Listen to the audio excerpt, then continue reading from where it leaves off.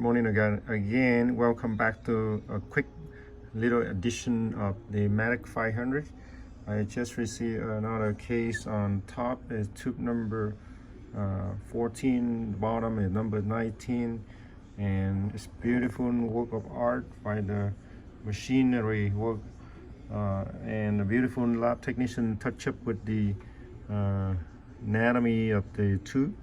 Guys, Medit500 is incredible, sophisticated to do top and bottom teeth. Especially you want to provide a more accurate impression for the case of paroxysm or case of the patient who severely have teeth wear out, and if you simply just do one tube and you wait for another time to do the upper, that's gonna be a problem. This case, the tube number 14 were root canal treated because he have apical lesions. The endodontist took care of that. I went ahead and re-prep the tube, do the build-up, and give her number 14 new crown.